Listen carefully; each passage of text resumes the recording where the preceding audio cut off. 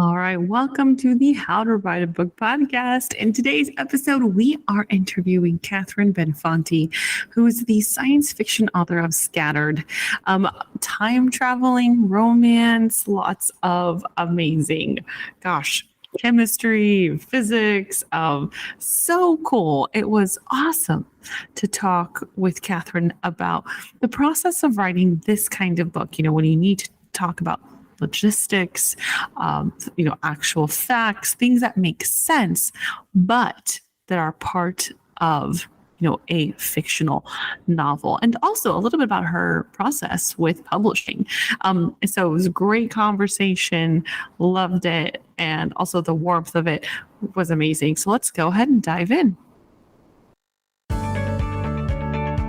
Welcome to the How to Write a Book podcast, the show that helps you plan, write, and publish your book, even if you're a beginner or just feel like one.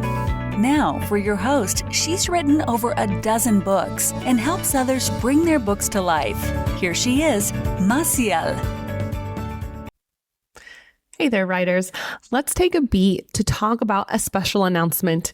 So November is your month of transformation. Get a 1-hour coaching session with me by choosing one of these 3 options, or all 3. Option 1, join our Patreon for $1, which will support the show. Option 2, book a $1 coaching session on coach.me. Option 3, leave an Apple Podcasts review. Send a screenshot to my email and get a coaching spot. You can do all 3 and get 3 hours of coaching with me. Find all the links in the show notes. Act fast. This offer is only valid for November to celebrate National Novel Writing Month. Thanks.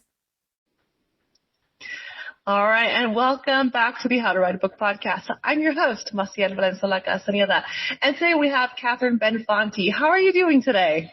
I'm doing great. Thank you so much for having me on tonight. Definitely. Thank you so much. And first of all, I love your name, by the way. Where's the origin of your name? Well, my first name is British. I think there's versions of Katherine in every language, but Benfante is Italian, Sicilian to be exact. It means good soldier, I think. Oh, that's tight. That's really cool. That's yeah. Fun fact. All right. Well, thanks everyone for joining us today. We have a lovely science fiction author, Katherine Benfante, with us, who you are the author of Scattered, which is coming out soon. Of course, we're going to talk about that. And you live in New Jersey with your family, and you also authored other short fiction pieces. Katherine, I know that was just a little bit about you, but I'm excited to dive in. Can you please introduce yourself to the audience? Sure. That's a good introduction. Thank you. So yes, I do live in New Jersey, and I have a little reading and writing nook in our house. It's a nice little dormer window. My writing desk is there, and I really love writing. I was one of those people who just overachieved in all my writing assignments when I was a kid, like writing a 60-page story when I was in 6th grade, when I was only supposed to write 10 pages. And pretty much every English teacher ever since then told me, you should be a writer. And I enjoyed writing ever since then. And it's not exactly the career path I took, but now I am a writer. I started out writing, actually Scattered, the book that I have out very recently, the science fiction book. That was the first book I finished, but it was not the first book that I started writing. And I've written a couple ones since then, but I didn't get anything published until like you said, I started writing flash fiction with our local writers group here, where we meet once a month and we just write small pieces. And I said, well, I should kind of submit these into journals and small publications. And I did, and some were accepted, which blew my mind that people would be interested. Yeah, but it was great. I love reading what other people write in that form. That's, something from 500 words to 1,000 words. And it's a very compact sort of piece of writing. It has to pack a lot of punch, which is good practice for writers. And so I got some of those published, and then I got a debut actual full-length novel. Finally got it published this year. So yeah, it's kind of a brief intro, yeah. I love that. And my apologies. I said that Scattered was coming up. You know, I blanked. I thought we were in January for a minute. It's already November. Almost Christmas. I was like, in that brief moment that I looked at your book and I was like, oh yeah, we're in January. It's coming out this year. Like, wow. Nope. It's been 2 months already, actually. Yeah, 2 months. It came out in August. Amazing. Congratulations. Tell us all about your launch. How did it go? Thank you. It was actually a whirlwind. And it came at me all of a sudden. I'd signed a contract earlier this year with a hybrid publisher, Silversmith Press, and it started off really slowly. And then we had the manuscript pretty much set. I had some edits to do. And then we were waiting to get cover design, working through the cover slowly. And I had some ideas on things that I wanted to do for a launch. And it's my debut, so I really actually had no idea what I was doing. I was really relying on the publisher for help. And it is a small outfit, which helps and in some ways doesn't help, because doing a launch really, really takes a team in a lot of ways. And all of a sudden, one day it was May, and then the next it was August 28th, the launch day. Wow. And there were so many things that I wanted to do, and there's just not enough hours in a day, especially if you're like, I'm a mom with 2 kids in elementary school. So, between running a household and trying to get a book published, it was really busy. But it was exciting, I had a glass of champagne that night to cap it all off. That was wonderful. But just trying to get books into people's hands for reviews and trying to spread the word. It was busy. It was busy. It was exciting though. It's a surreal thing. I still can't believe it. I see someone holding my book and I think, wow, that's mine. Whoa. I love that. Congratulations. That is, I think that's really the feeling that a lot of writers go for. Like, oh my gosh, that book is mine. Yes. It's there. It's the moment. Yeah, you chase it for years, and then when it finally happens, it's just that it happens in a blink, and then you're over this fence, and then it's a whole nother world you never even thought of. Yeah. Right? The after. The after, right. The you before and the you after, which I would love to talk about. But before we get into you before, publishing journey, your hybrid publishing journey, I would love to just take a pause and talk about your book. A very interesting premise. Would you mind sharing with everyone, what is your book about? Sure. So it's called Scattered, and it is a science fiction novel, and it has elements of, obviously, there's science in it. I like to say that I put the science in science fiction. It has a heavy dose of physics in it, which I really enjoy. My background is actually mechanical engineering, and I studied at McGill University in Montreal, and the book takes place in Montreal. Not because I just really like the city and I wanted to write what I know, but because it incorporates actual historical figures in it. It incorporates the life of Ernest Rutherford, who was one of the most famous physicists and accomplished physicists in history, and the experiments that he did at McGill, and his daughter.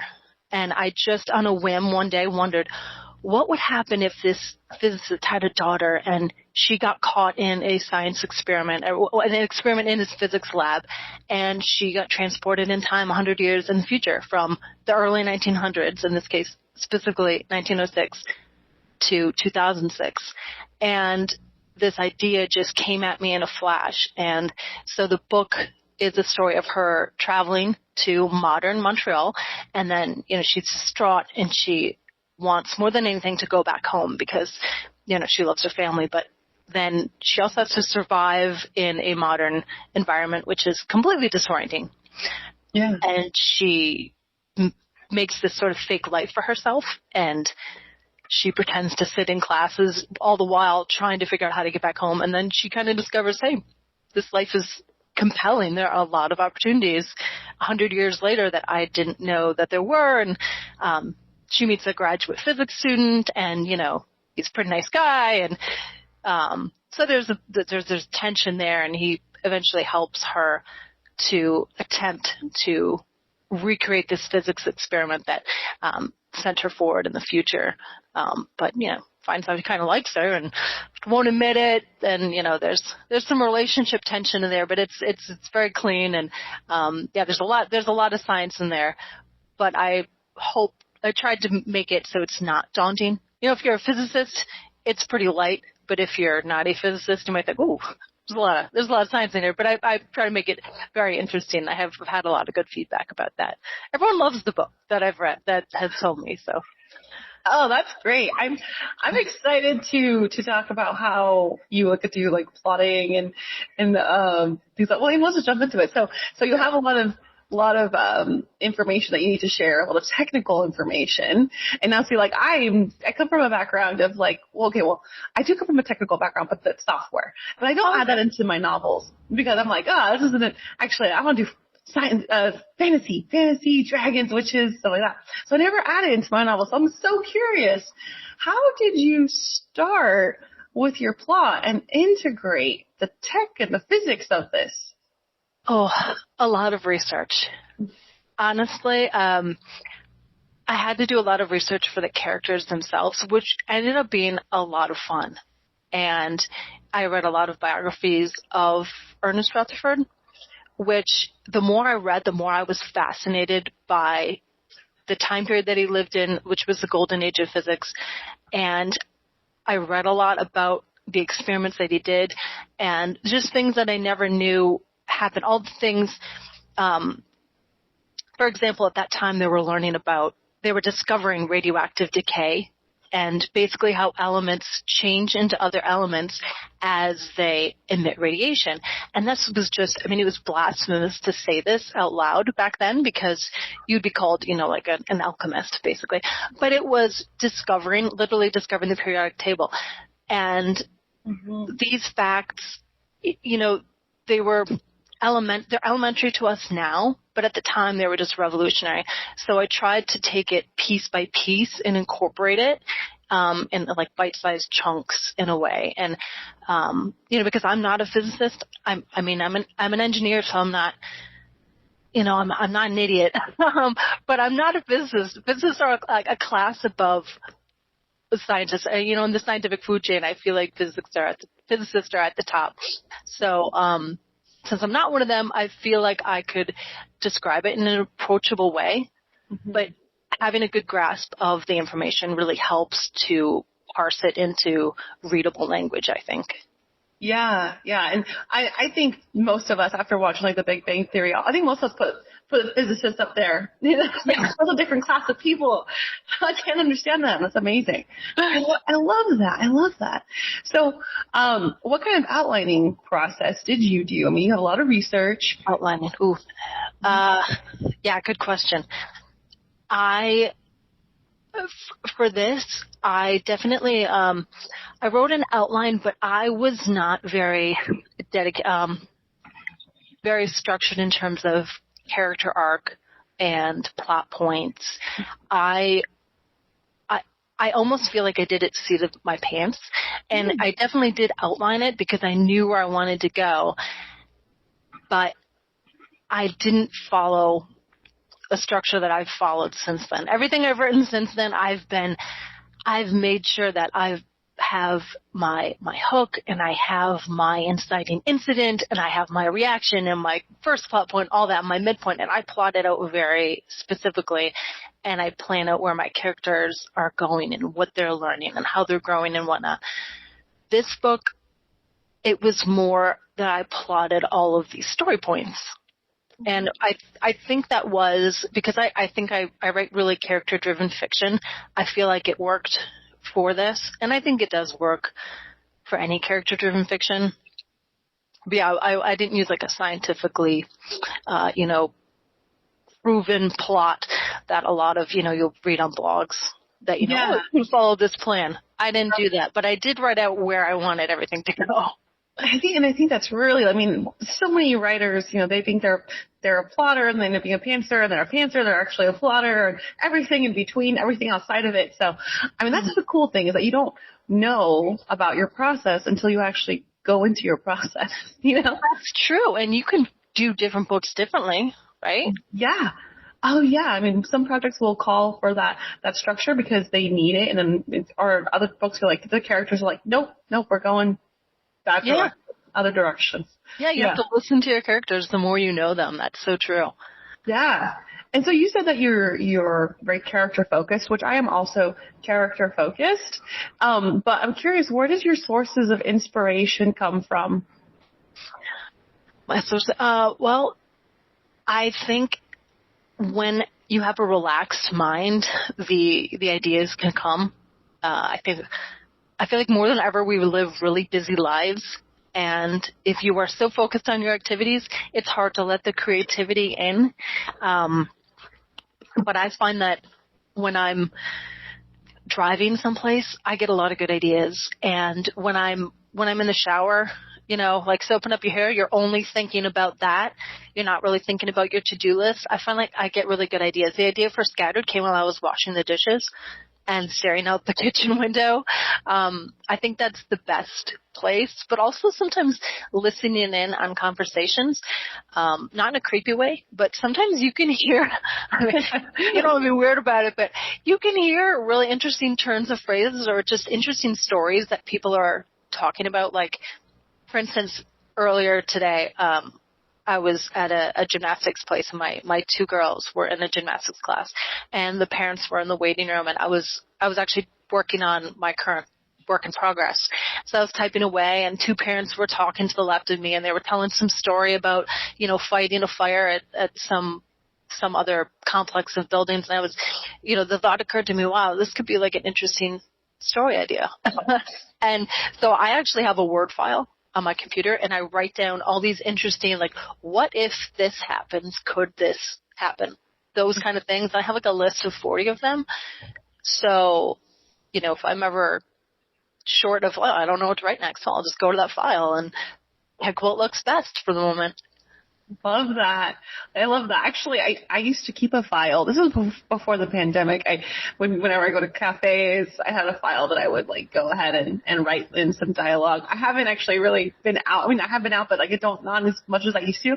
Right. Some strange stuff. I remember looking at it a long time ago, and there was a piece on there about like bodies. Like, I guess I was listening to two people talk about like dead bodies. Oh, wow. And I didn't know what the context was, and I was like, what are they talking about? So I wrote it down.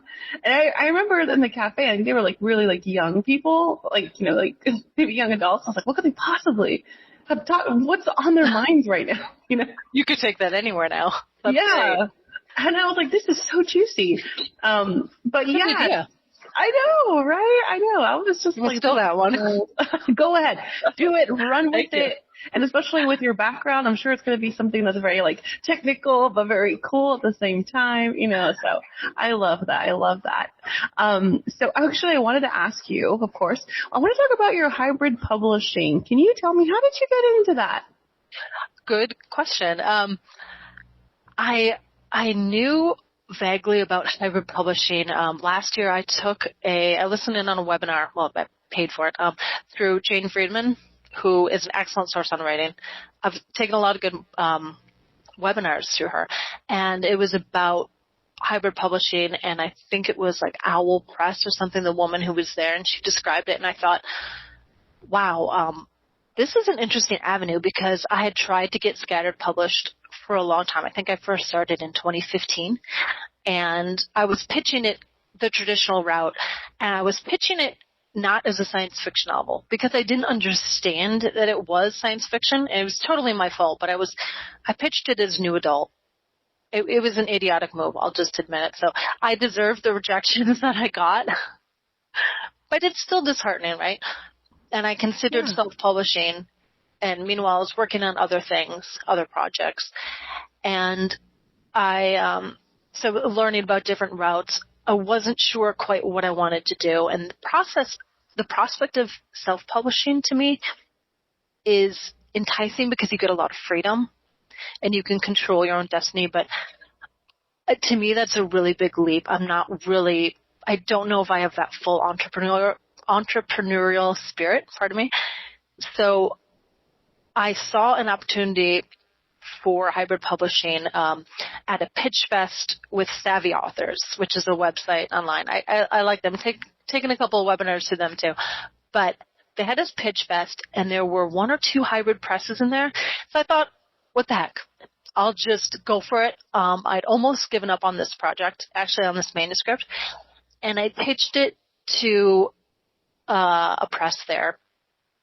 And I won't say their name, but they wanted to read the full. And I'd never gotten a request for a full before. So this is pretty exciting, number one. So I sent it to them, and the editor there liked it, and they offered me a contract. And this was at the beginning of this year. And I looked into them, and I was just not sure. I was going through like a health issue at the time, just a freak thing. I had just gotten out of the hospital, and I was not in a headspace to sign a contract. You know how you're recovering and all you can think about is like, recovering, and you don't really want to make a business decision. So I declined them, which for better or worse, that happened. And then totally out of the blue, I found out about another hybrid press. My sister was published with a nonfiction book, and she said, you should check out them. They had done nonfiction for a while. Silversmith Press had a really good reputation, and I had been following them for a little while. I'd seen their covers. They looked really good, and they had a couple of, Amazon bestsellers and in their categories. So I approached them, and they had like a webinar, like get to know us kind of webinar. So got in touch with the publisher, and she was interested. And so went back and forth, and they offered me a contract. So that happened. Yeah, it was very, very random. It was very unexpected, but I knew that this was the path that I wanted to take, because there are benefits, which you get a little more control. You get a lot more control. You get to say yes or no to things that in the traditional publishing world, you just have to take. Like, you may not like your title or your cover if you're traditional, one of the big 5 or a big imprint.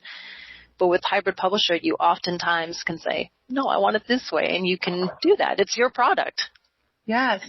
And even if you have a great, fantastic story, but it's not, to market right now, your book might not be seen if you go through the traditional route, and there's pros and cons to both, which is, I think is always, it's really depending on the writer, which I think you hit on very well. And I'm curious, I would love for people to also know what hybrid publishers can do for them. So you talked about how they were doing more of the production. Can you tell us what that relationship was for you? So you signed the contract, and then what happened? Mm-hmm. So it is, so first and foremost, hybrid publishing it's a trade-off. You invest in yourself. That's a nice way of saying that you pay upfront. But it is just, in my mind, it's just like if you're self-publishing and you're paying for these costs yourself. You're doing the same thing with a hybrid press in exchange for higher royalties. I will say that, typically you get 50% royalties versus 10, 20% max with a traditional publisher. So that's the benefit there. But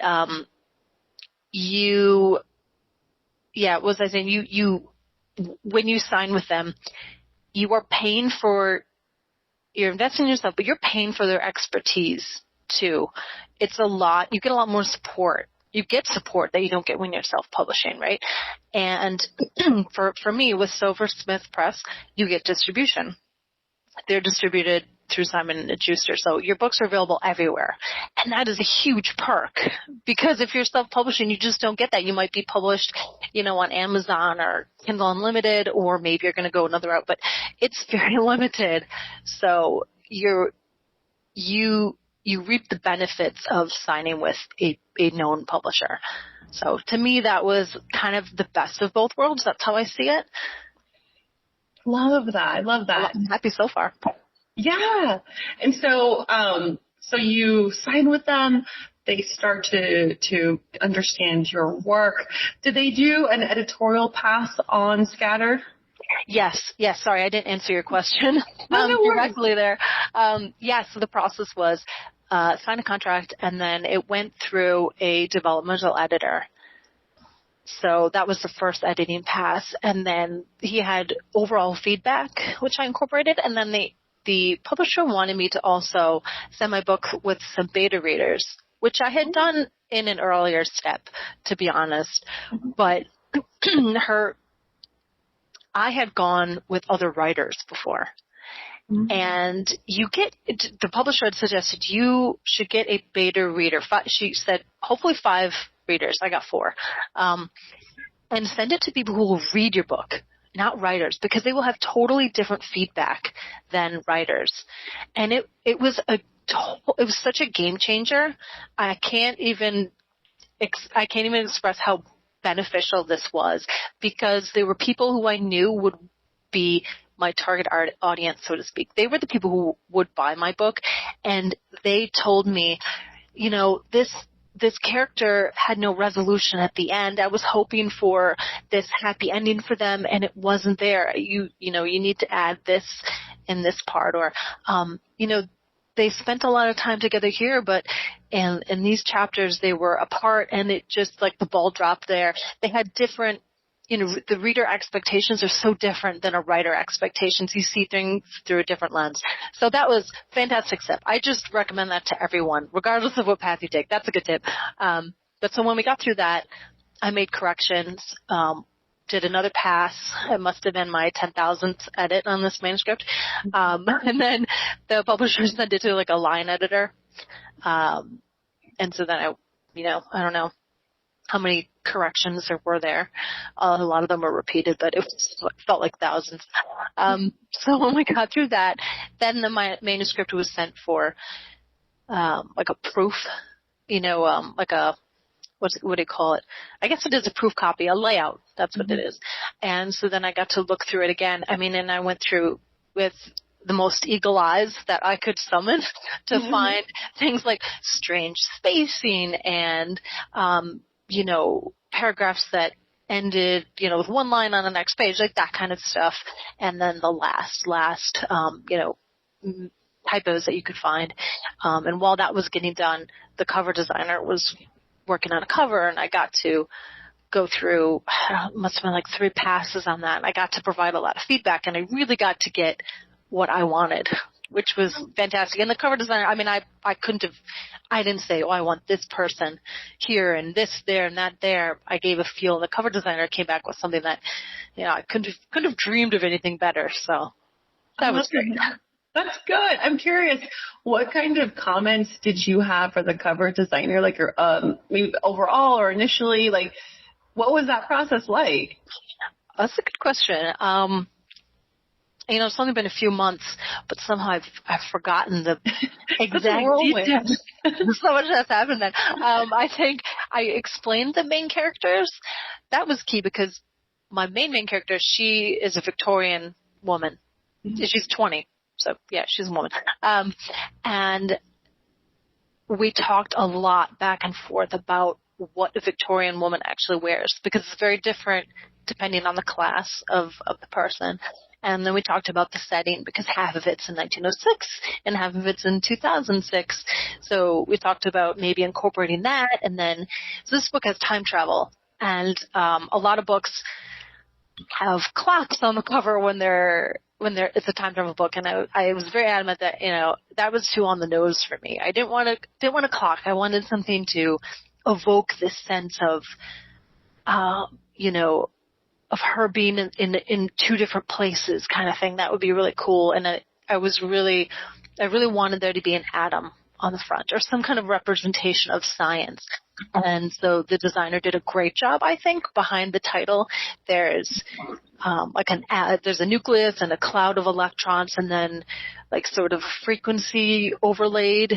And it screams like science experiment gone awry, time portal. So he took those ideas and ran with it, like overall theme kind of thing. I love that. That's very cool. All right. So then you do your cover and you launch your book. Let's talk about the author before publishing and author after publishing. So who is Katherine before and after? Well, mostly the same person. Let's see. I still do my laundry. No one's driving me anywhere. No one's booking my media appointments. So I'm definitely the same person. Yeah, the only difference is my bookshelf is, one book heavier, which is superb. It's the best place to be. Oh, I love that. I don't know. I might be a little more confident. I think. Nice. What really surprised me is that people actually liked the book. And I know that might sound really idiotic, but it's a horrible feeling to put your book out there. I was around the launch, and for probably a week afterward, I just felt like I wanted to throw up all day because I was so nervous that people would hate my book. And the people who knew about it mostly at first were people that I knew, and that people that I would see the next day at, at my kid's school or in church or like anywhere. And I would run into them, and what if they hated it? And I was really just filled with nerves. And I was also hopeful. I mean, it wasn't all bad. But once people read it and they said, wow, I couldn't put it down, or someone said, I loved every page. The nerves went away, and I felt a relief that, okay, if one person likes it, I feel a lot better. I've done something. I've added a book to the library of libraries that people read from. So I felt validated, and it's kind of silly to be validated by a book, but your creative output is really important because you're putting yourself out there in such a public way.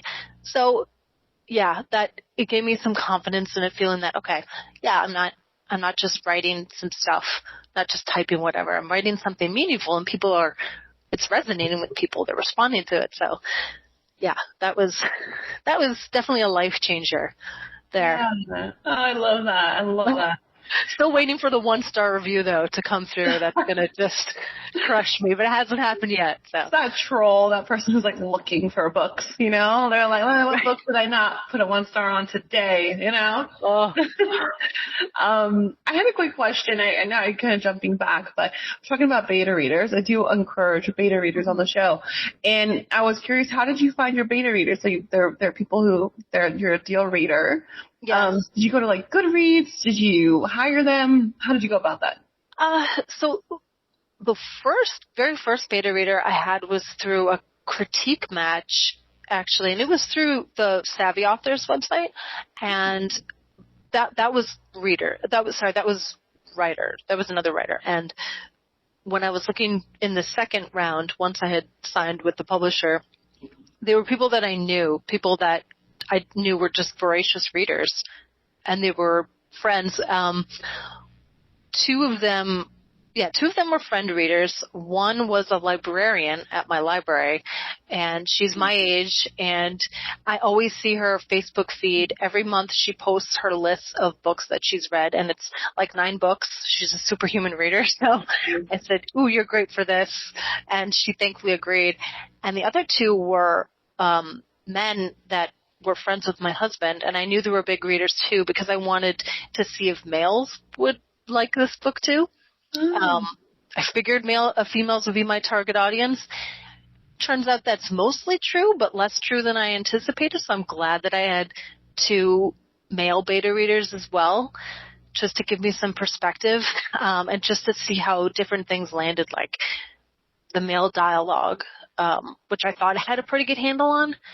Having studied and worked in a man's world, I thought that I knew what I was doing, and thankfully I did pretty much. But I did get some different feedback from the guys than the women that I knew, so that was helpful.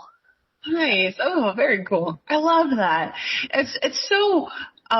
You described it well. It's a game changer because I think when you're in the silo, it's not just that it's only your eyes. So obviously you still need perspective, but I think also the cheerleader part of the book needs to come in. You're in your silo, and if you're talking to yourself the wrong way, you might not push yourself to get the book out there. But if you have beta readers, you can hear those bits of encouragement of like, wow, I liked this, or, oh, just push this a little bit more.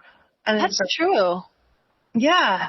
That was probably one of the biggest game changers for me, was like, oh, if I actually share it with somebody, maybe I'll go further, That is true, because most beta readers do give you mostly positive feedback. Yeah. I mean, because they're not going to be really mean and only pick out the problems, right? They will give you some compliments. So yeah, that's a boost of confidence for any writer, I think. Yeah. It's a good step. You're right. Yeah, no, I'm really glad that you brought that up. I'm like, oh yeah, that's how obviously get some morale in there. Now, you did mention earlier a work in progress. So is that like a secret, or what's going on there? Yes, it's not a secret. I hope it will come to fruition. It's a science fiction novel again. It's a future anti-utopian novel. Oh. And it has a lot of discussion about societal changes and the role of government and how a society. I don't know. It's a totally different picture of society. I think my aim is maybe like 2170 about that. It's set 2180, so it's pretty far in the future, which is hard to conceive of when you're not like most books. I feel like they're set in the future are like space travel and such. I'm not going into space. It's definitely another character-driven novel, and I hope. I don't know, maybe 40% through with it. I hope it sits well. I need some beta readers to tell me what they think, to be honest, because it's pretty different just in its setting. Not in that it's not like a James Joyce weirdo book, but it's no offense to him. But yeah, it's anti-utopians are I feel like can be love it or hate it, but yeah, but there's also a lot of science in it because I'm incorporating some like medical things in it, medical like considerations and health and such. So it should be fun. Yeah, that's awesome. I'm excited. Well, whenever you finish that, let us know. Come back on the show. We'll talk about it. Sure. I hope it happens. I like it so far. That's awesome. So we're almost close to wrapping out here. And it's funny because this time went actually really fast. I had some notes of like, what else we're going to talk about, but no, I mean, we're going over. Before we do wrap out, of course, I want people to be able to find your amazing book Scattered. Where can people find you, and then also find your next work in progress? Super. Thank you so much for asking. I do have a website. It is katherinebenfante.com, and that is Katherine, spelled the traditional way. My last name is Benfante, and it's a mouthful. Yeah. So I have my books on there. You can also look for Scattered on Amazon and Barnes & Noble and bookshop.org and anywhere you can find books. And if you're in New Jersey, northern New Jersey, and you're in a local bookshop, there's a good chance Scattered will be there. If not now, soon. Working on that. We have great local bookshops around here. Oh, so I love that. News on there. And I do on my website, I have a newsletter, and if you sign up, you get a 4-chapter prequel to Scattered, which is pretty fun, and there's lots of fun extras that I put in my newsletters too. Oh, I love that. Oh, that's so great. I love local bookstores. Oh my gosh. I feel like they're like becoming extinct for me where I am. I'm like, it's harder for me to find one, and I'm like, where are you? Come back to me. We just got a new one open up near us, so it surprised me. So I'm hoping they're on the upswing. I'm crossing my fingers. I'm trying to support this one. Keep it going. Yeah. You brought up bookshop. I love bookshop because you can like find like specific bookshops that you would want to support, but they're not in your area. Yes. Good point. I love that. I'm like, oh my gosh, I didn't know this bookshop in Tennessee exists. I'm in California, so I can't go over there. but I can get a book. Yes. Yeah. That is such a great idea. I never thought of doing that besides my own, bookshop 5 miles away. But yeah, that's a really good idea. I love that. Well, thank you so much, Katherine. We're going to wrap out, but Katherine Benfante, author of Scattered, as well as other short works. We're excited for your next work in progress. And from the How to Write a Book podcast, thank you so much for being here. We really appreciate you and your time. Thank you so much for having me. I appreciate it. Definitely. And that's a wrap for today's episode of the How to Write a Book podcast. Thanks so much for tuning in, and I hope you enjoyed the conversation. If you want to keep up with me and my work, check out the website, blackheartedstudios.com. That's www.blackheartedstudios.com. And follow me on Instagram at Massiel Writes. That's at MASSIEL Writes. As a book coach and publisher, I'm passionate about helping aspiring authors bring their stories to life. So if you've been dreaming of writing a book and don't know where to start, head to my website and let's chat. You get a free 30 minutes on me. Thanks again for listening, and don't forget to subscribe and leave a review. I'll see you in the next episode. Thanks.